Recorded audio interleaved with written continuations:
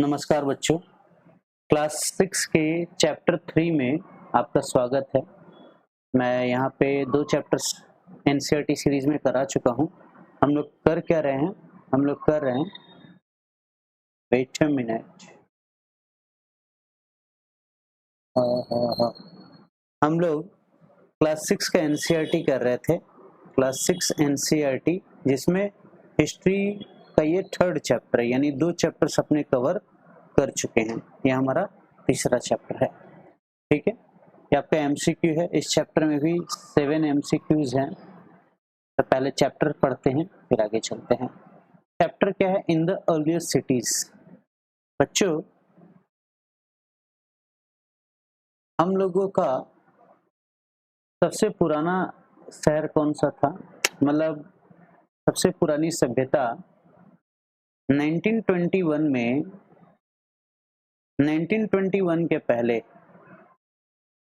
हम लोग यही मान के चलते थे कि जो वैदिक एज है वही हमारा सबसे ओल्डेस्ट सिविलाइजेशन है, वैदिक एज। बट 1921 में एक नए शहर की खोज की गई और उसका नाम था हड़प्पा, और उसी खोज के आधार पर इस सिविलाइजेशन का नाम पड़ा हड़प्पन सिविलाइजेशन। मैं थोड़ा डिटेल में चलूंगा। पहले मैं आपको बता दूं कि सिविलाइजेशन का नामकरण कैसे होता है। देखो, हड़प्पा सभ्यता का 2 नाम है। पहला है Indus valley civilization. Indus valley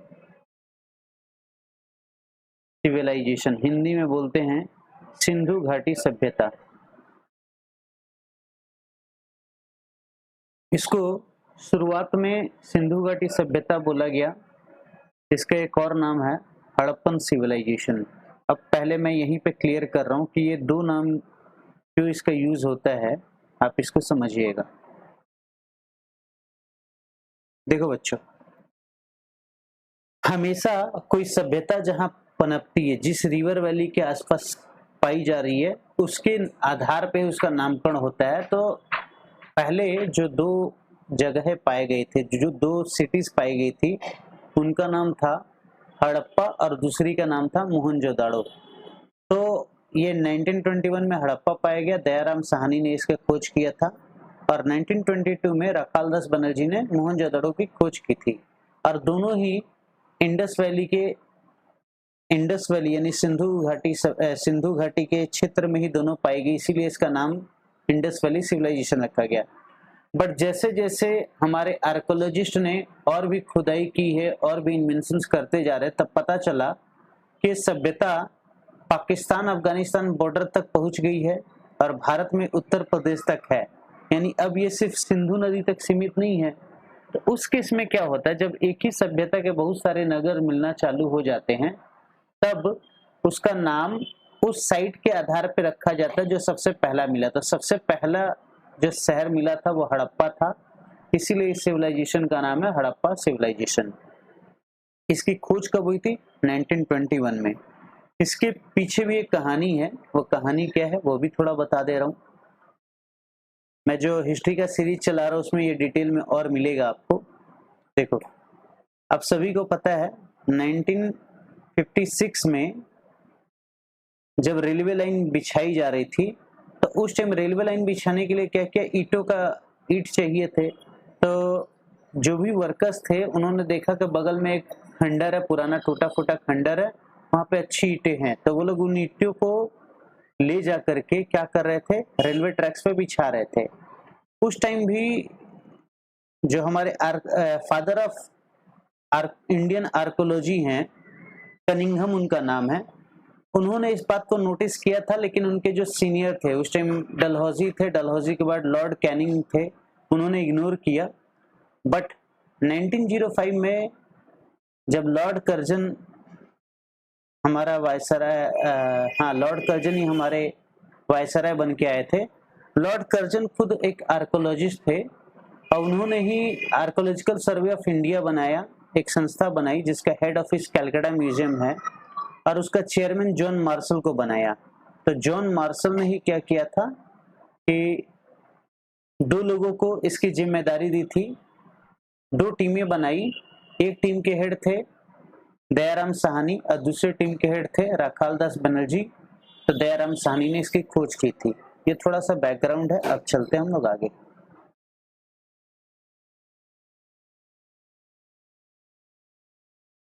the story of Harappa, ये तो वही मैं जो बताया ना कि 150 साल पहले रेलवे लाइन खोजी गई थी, उसके बारे में है। ये सारा कहानी आपको बता चुका हूँ अभी जो बताया। अब देखो यहाँ से स्टार्ट होता है।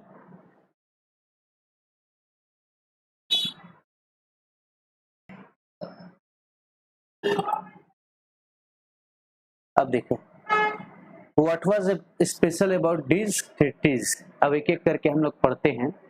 तो बच्चों यहाँ पे था क्या कि यहाँ पे जो भी शहर मिले हैं वो शहर दो भाग में डिवाइडेड है। मान लो ये पूरा शहर है, ये पूरा हड़प्पा शहर है। तो यहाँ होता क्या था कि यहाँ पे एक छोटा प्लेस है और यहाँ पे एक बड़ा प्लेस है। इसको ये लोग बोलते थे सिटेडल, मतलब हिंदी में इसको किला या दुर्ग कहा जाता है, और इसको कहा जाता था लोअर टाउन। Lower town. तो बच्चों हर शहर के भीतर जो राजा महाराजा या शहर के मेन लोग थे वो कहाँ रहते होंगे? सिटेडल में रहते होंगे। और आम जनता कहाँ रहती होगी? लोअर टाउन में रहती होगी। और एक हड़प्पा से रिलेटेड, हड़प्पन सिविलाइजेशन से रिलेटेड जो सबसे इम्पोर्टेंट बात है वो ये है कि ये एक अर्बन सिविलाइजेशन थी।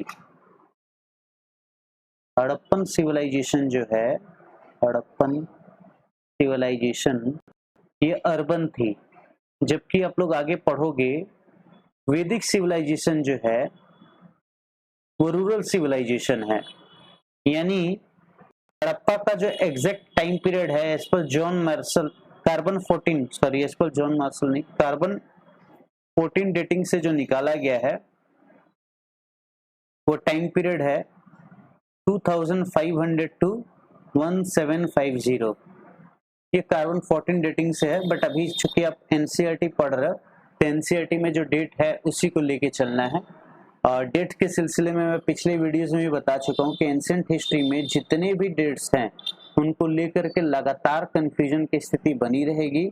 अलग अलग बुक्स में अलग अलग लोगों के द्वारा अलग अलग डेट कहा गया है, बट हमको चूंकि एनसीईआरटी पढ़ रहे तो एनसीईआरटी में जो डेट दिया है हम उसी को लेके चलेंगे, दूसरा डेट्स हम लोग दिमाग में नहीं लाएंगे। हाँ, मैं हिस्ट्री का लेक्चर सीरीज जो है वहां पे ये बता दे रहा हूँ कि कौन कौन सा डेट किसने बोला था, तो आप थोड़ा सा अपना दिमाग खुला रखिएगा। तो देखो many of cities were divided into 2 और मोर पार्ट्स। वेस्ट में जो था, देखो इस साइड ईस्ट होता है, ये हमारा ईस्ट साइड है और ये हमारा वेस्ट साइड है। तो ये सिटाडेल किधर है? वेस्ट में है और ये ऊंचा जगह पे है। देखो लिखा हुआ बट हायर, छोटा है और हायर है। भाई कहीं पे भी राजा महाराजा एक किला में रहते होंगे, एक महल में रहते होंगे, वो ऊंचा रहता है, और गरीब जनता हमेशा नीचे जगहों पे रहती है। तो east was larger but lower, और इसको लोअर टाउन कहते हैं। तो ये मेरे ख्याल से क्लियर हुआ होगा सिटाडेल क्या है और लोअर टाउन क्या है। अच्छा, ये शहरी सभ्यता थी। शहरी सभ्यता में अब गांव में देखोगे मिट्टी के घर आपको मिल जाएंगे, बट शहर में क्या रहता है? बिल्डिंग्स रहती हैं। और ये अर्बन सिविलाइजेशन था, तो ये ईंट से बना था और ईंटों को इतनी अच्छी तरीके से पकाया गया था कि आज तक मतलब हजारों साल हो गए तब भी ये ईंट अच्छी मात्रा में है। भाई आज का ईंट देख लोगे तो 100 साल नहीं टिकता है, और सोचो हड़प्पा सिविलाइजेशन का ईंट कितना मजबूत होगा, कितना हाई क्वालिटी का था कि आज तक वो प्रेजेंट है। अब मोहनजोदड़ो में क्या है? मोहनजोदड़ो में कुछ स्पेशल बिल्डिंग्स मिली हैं। वो स्पेशल बिल्डिंग क्या है? उसका नाम है ग्रेट बाथ। अब बोलोगे भैया मोहनजोदड़ो में कहाँ मिली है? तो मोहनजोदड़ो का सिटाडेल वाला एरिया में, वहां पे मुख्य लोग ही नहाते थे। अब देखो ये थोड़ा सा आपको बताऊं, ये मैप देख लो, बार बार आप मैप को इग्नोर मत करना, इंपॉर्टेंट है। आप अगर देखोगे यहाँ पे हड़प्पा है और यहाँ पे मोहनजोदड़ो है, और ये आपकी सिंधु नदी बह रही है। अब इसके अलावा देखो टोटका को, चन्हू-दड़ो, धौलावीरा, तुर्कोटागा, टाडा, लोथल, तुर्कोटदा, और ऐसे करते करते बहुत सारे प्लेसेस हैं। तो आपको ध्यान रखना है कौन सा प्लेस कहाँ पे है। हाँ, तो मोहनजोदड़ो में क्या मिला है? ग्रेट बाथ मिला है, यानी विशाल स्नानागार मिला है। और ये बना कैसे है, देखो इसका पूरा डिस्क्रिप्शन दिया हुआ है कि ये ईंटों से, मतलब उसका जो तल बना है, पूरा स्नानागार ईंटों से बना है। ईंटों से बनाने के बाद उस पर प्लास्टर किया गया है, जैसे हम लोग अपना घरों का प्लास्टर करते हैं भाई, जमीन के नीचे प्लास्टर होता है ना। उसके बाद उस पे नेचुरल टार का कोटिंग किया गया है, अलकतरा जिसको हम लोग बोलते हैं, अलकतरा लगाया गया है। और दोनों तरफ, मतलब मान लो ये तुम्हारा बाथिंग घाट है, मतलब ग्रेट बाथ है, तो यहाँ पे भी सीढ़ी है और यहाँ पे भी सीढ़ी है।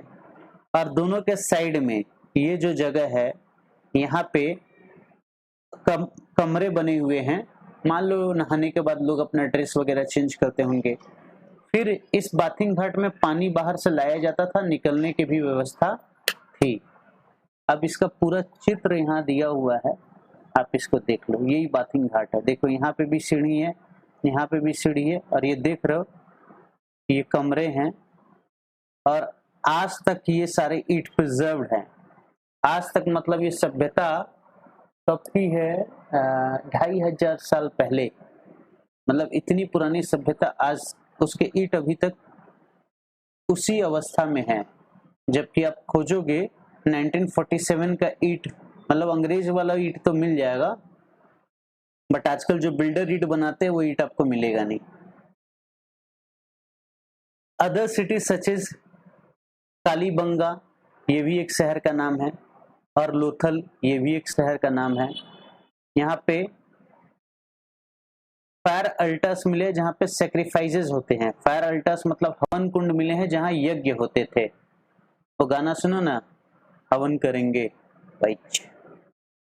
फिर मोहनजोदड़ो, हड़प्पा, लोथल में क्या मिला? स्टोर हाउस, अनाज रखने के लिए। बेटा हमेशा याद रखना, मैं आपको जब बता रहा था पैलियोलिथिक, मेसोलिथिक और नियोलिथिक, तो बताया नियोलिथिक में लोगों के पास सरप्लस प्रोडक्शन होने लगा अनाज का, और सरप्लस प्रोडक्शन जब होगा तभी जाकर के शहरों का विकास होता है। जैसे हम लोग शहर में जो लोग रहते हैं, हम लोगों को अनाज कहाँ से मिलता है? गांव से। गांव में किसान उगाता है, गांव में किसान अपने लिए रखने के बाद ही तो हम लोगों को बेचता है। और अनाज रखने के लिए आजकल एफसीआई का गोडाउन है, फूड कॉर्पोरेशन ऑफ इंडिया का बड़ा बड़ा गोडाउन है। तो उसी तरीके से मोहनजोदड़ो, हड़प्पा, लोथल, क्योंकि ये शहरी सभ्यता है तो वहाँ अनाज रखने के लिए गोडाउन्स भी होंगे। अब ये सब देखो, ये सारा पॉइंट्स ना काम का है। जैसे कालीबंगा, लोथल लिखा है तो पूछेगा कि फायर अल्टास कहाँ मिला था, फिर स्टोर हाउसेस कहाँ मिले थे, इसी तरह ये ग्रेट बाथ कहाँ मिला था। तो ये सब पॉइंट्स याद रखने वाले हैं। Houses, drains and streets. Streets के बारे में तो बताऊंगा कि इतना शानदार प्लानिंग आज भी नहीं होता है। यहाँ पे जो सड़कें थी एक दूसरे को राइट एंगल पे काटती थी। एक मिनट, चलो। जो सड़कें हैं एक दूसरे को राइट एंगल पे काटती हैं। जैसे मान लो ये एक सड़क है, अब ये इस बुक में नहीं लिखा है, और कोई सड़क आ रही है, तो इस सड़क इसको एकदम राइट एंगल मतलब आपको पता है 90 डिग्री पे ही काटेगी। ठीक है, टेढ़ी मेरी ये नहीं कि ऐसे आके कोई सड़क मिल जा रही है, कोई सड़क ऐसे चली जा रही है, ऐसा कोई सिस्टम वहां पे नहीं था। तो ये लोग का टाउन प्लानिंग बड़ा बेमिसाल था। हाउसेस, ड्रेन और स्ट्रीट्स।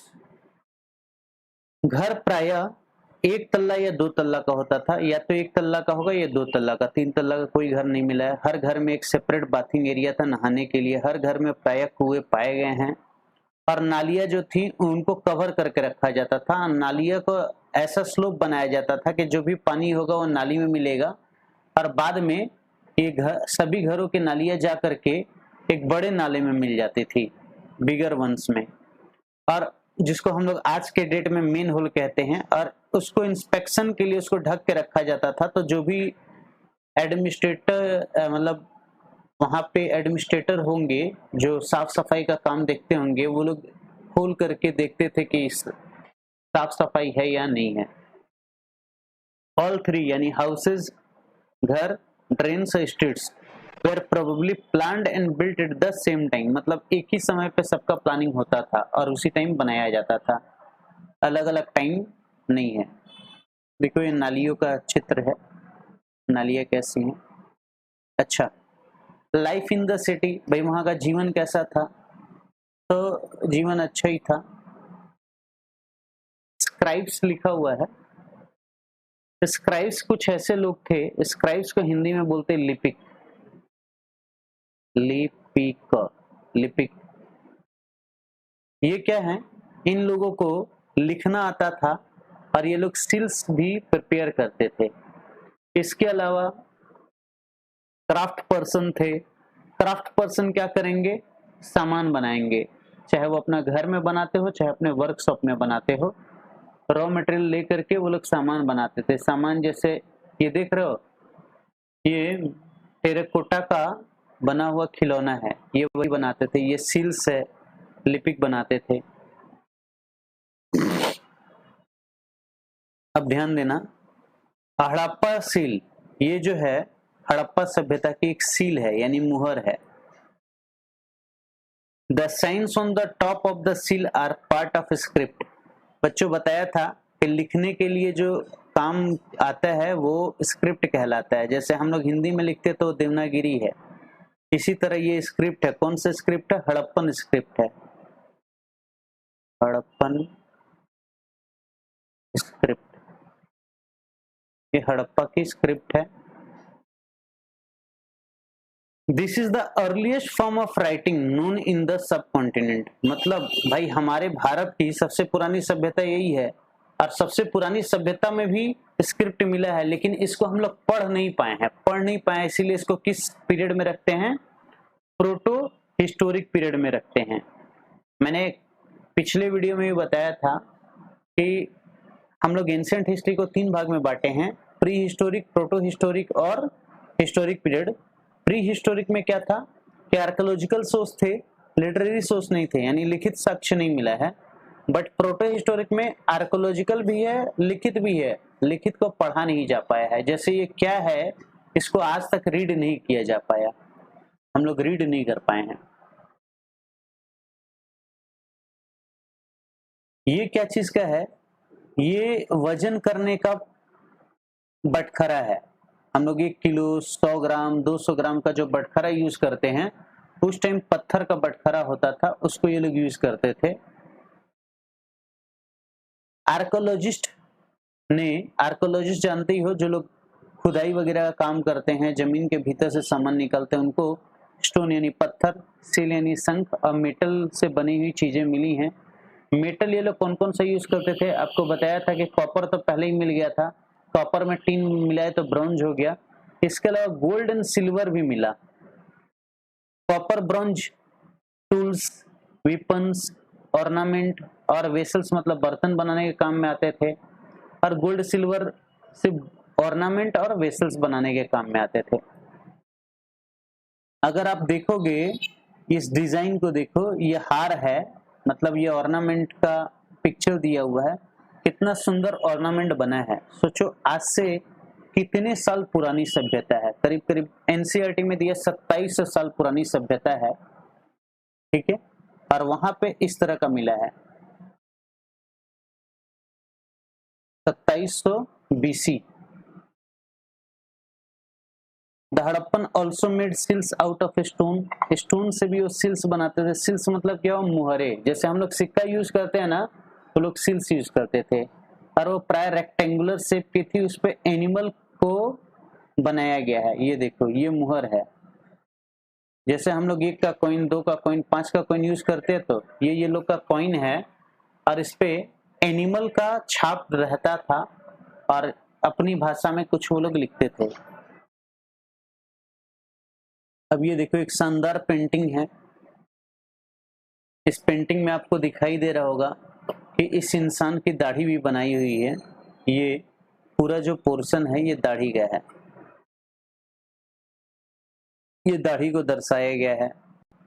उसने एक शॉल ओढ़ी हुई है, ये शॉल का चित्र है।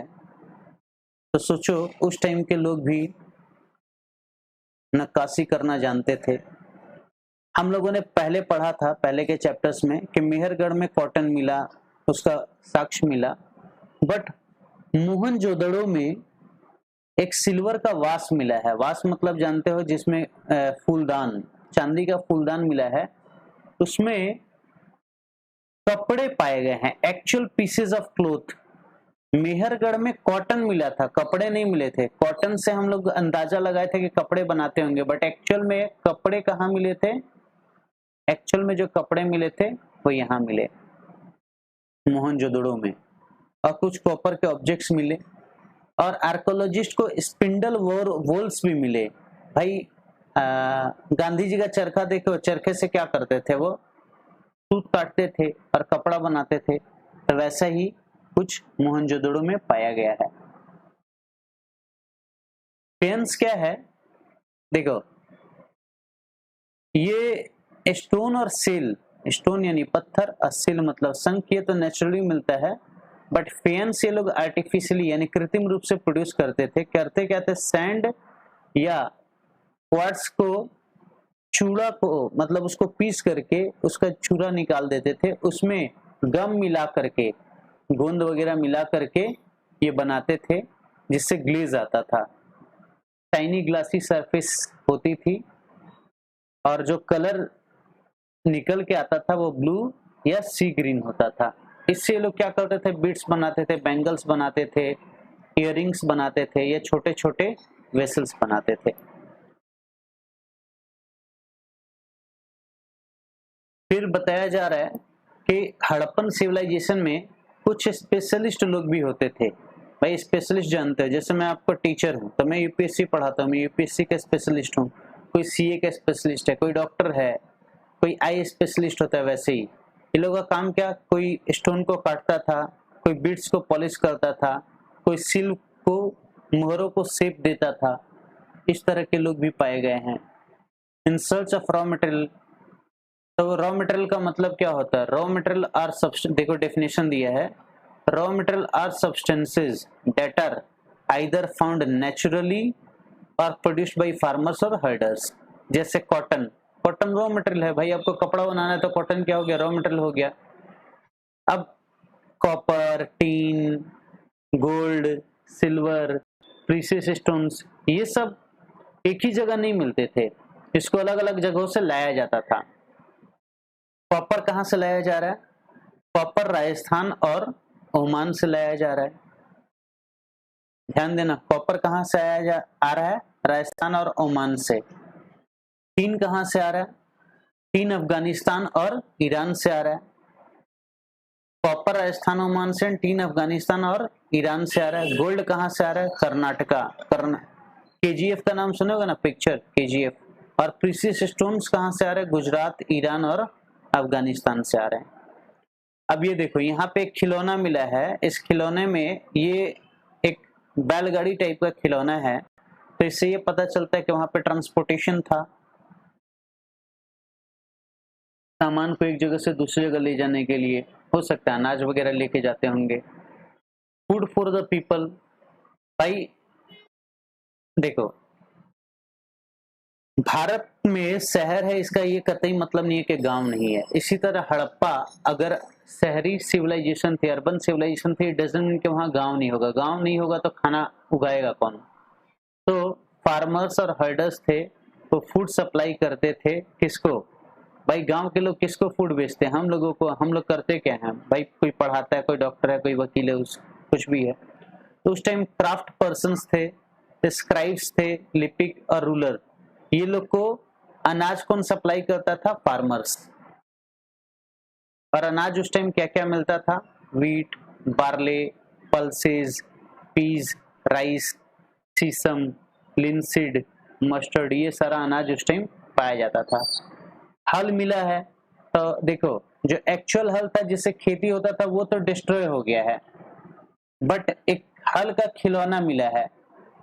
फिर इरिगेशन का भी यूज के साक्ष्य मिले हैं, उन्हें सबूत मिले कि वहां के लोग सिंचाई भी करते थे, इरिगेशन करते थे, कैटल रियर करते थे, सिप, गोट, बुफेलो, ये सब का पशुपालन हड़प्पा के लोग करते थे। फिर last line, they also collected fruits like, बेर कलेक्ट करते थे, बेर मछली पकड़ते थे, और एंटेलोप मतलब वो हिरण ही होता है, उसको उसका शिकार करते थे। अब देखो धोलावीरा पे नजर दोगे, धोलावीरा कहाँ पे है?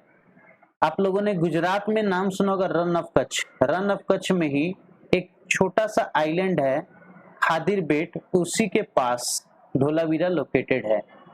वहाँ वो फ्रेश वाटर और फर्टाइल सॉइल वहां पे थी। अभी तक मैंने आपको बताया कि हर शहर में क्या हो रहा था, दो एरिया था, एक वेस्ट में और एक ईस्ट में। इसको सिटाडेल बोलते थे और ये लोअर टाउन था, लोअर टाउन था। बट बेटा धोलावीरा एकमात्र ऐसा स्थल है जहां पे 3 पार्ट्स में शहर को डिवाइड किया गया। तो ये इंपॉर्टेंट हो जाता है कि हड़प्पा सिविलाइजेशन में किस शहर को 3 भागों में बांटा गया था। ठीक, अब धोलावीरा में ही क्या है, a large letter of Harappan script that were carved out of white stone. मतलब एक व्हाइट स्टोन है, सफेद पत्थर पे हड़प्पन स्क्रिप्ट को लिखा गया है और उसको बाद में लकड़ी में अटका दिया गया था, मतलब लकड़ी के ढांचा में फ्रेम कर दिया गया था। ये भी धोलावीरा का यूनिक फीचर है। क्यों? हड़प्पा सिविलाइजेशन में जितने भी स्क्रिप्ट मिले हैं वो बेसिकली किस पे मिले हैं? सील्स पे मिले हैं। ठीक है, अब आगे आते हैं। लोथल, लोथल क्या था? डॉकयार्ड था। डॉकयार्ड मतलब आपको पता ही है, बंदरगाह, बंदरगाह।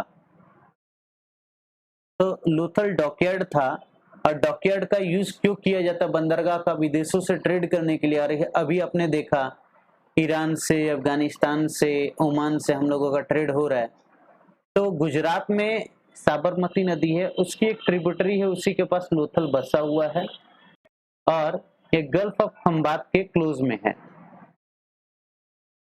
और लोथल फेमस और किस लिए था? स्टोन, सेल और मेटल से बनने वाले सामानों के लिए। जैसे सूरत आज भी फेमस है हीरे के लिए, वैसे ही